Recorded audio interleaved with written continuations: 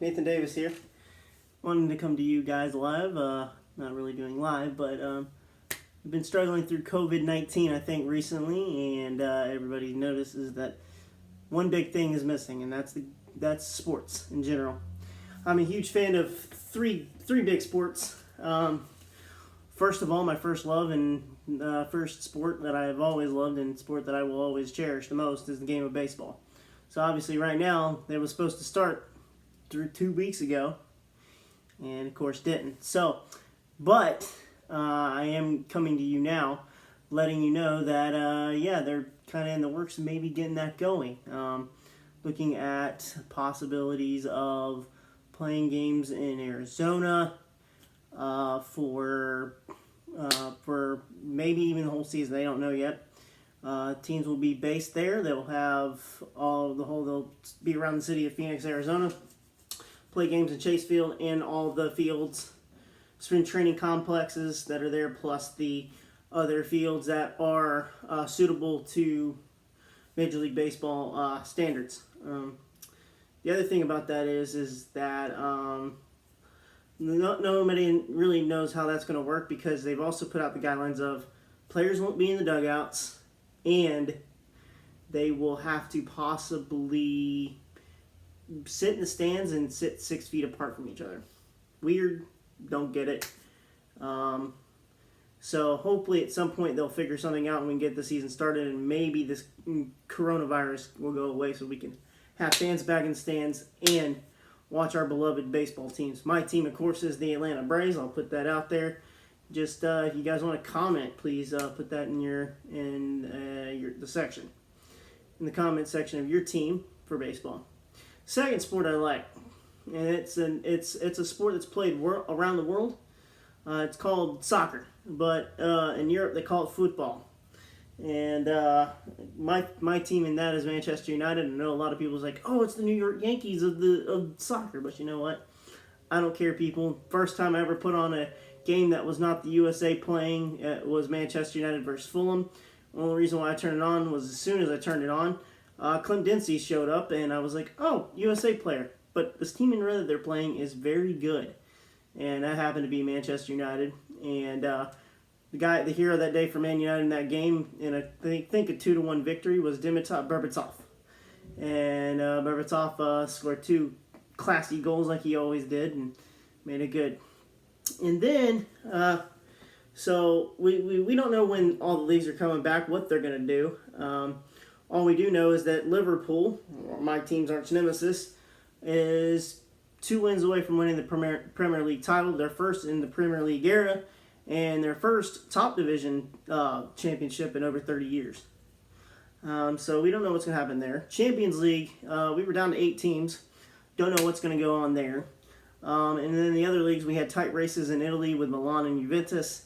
Germany is still, I think, a 3-team race, possibly even just a 2-team between Dortmund and actually, you know what? It's not Dortmund. I can't think of the other team, but Bayern Munich is the team that's on top right now. Spain, it's close with Real and Barca, the two El Clasico titans going at it. But yeah, we've got all kind of stuff, and of course, France. There's no need to worry. It looks like PSG is going to win it again with Mbappe, Neymar, and Cavani. So then, my last team that I like, or last sport that I like, and is probably the most watched one in the whole United States, and that's the game of college football. I'm a Florida State fan, but you know what? I like to watch this game and know who's good. And last year, after watching the Texas LSU game, I knew right then and there the LSU Tigers were going to be the team everybody was going to chase. Another team I thought they would play in the title, but they ended up not playing them because they lost in the semis, was Ohio State. But Ohio State really was, I thought, the most complete team, but LSU really took that once they even came out and just proved to Nick Saban and the Alabama Crimson Tide that nobody was stopping them. Clemson, of course, is a team that everybody likes because of their coach, Dabo Swinney, and how great of an individual and a great coach he is, and how he just gets his players to play for him. And that Clemson team is going to probably be, in my opinion, this year's national champion. probably playing that Ohio State team in the title game. That's still got a lot of good players on it. And but yeah, I think it's going to be Clemson, Ohio State this year, and then I'm going to throw two more teams that I think that are going to be in the playoff with them. Of course, you can't count out the Alabama Crimson Tide. They have this kid named Barnett coming in. That's a quarterback, and it's supposed to be the most complete quarterback that Nick Saban has possibly ever had besides Tua. I mean, they're even saying he's better than Tua. So that's pretty good on Alabama's part. But then the fourth team is more of a shocker. Now, I'm a diehard Florida State Seminoles fan. I don't know if I've mentioned that yet, but I'm going to be straight honest with you.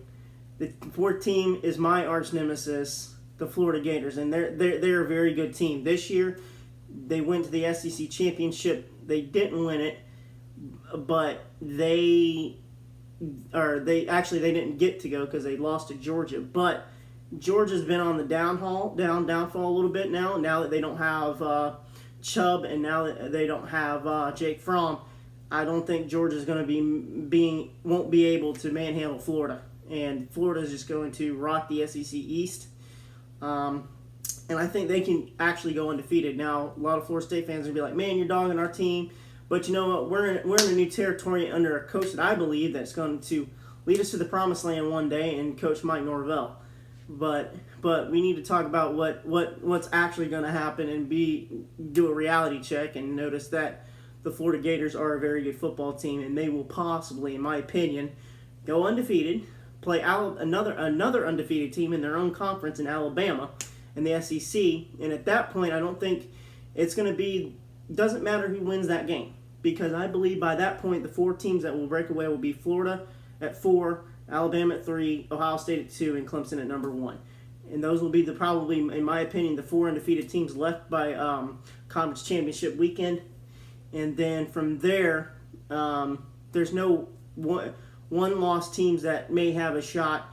But I'm going to be honest with you, between Alabama and Florida, they will have played the strongest schedules of teams that they would have to try to vie for that last spot. That probably had weaker games against opponents and still had that one loss, but they would be the most qualified, in my opinion, if either one who loses as a one-loss team to get that fourth and final spot in the playoff.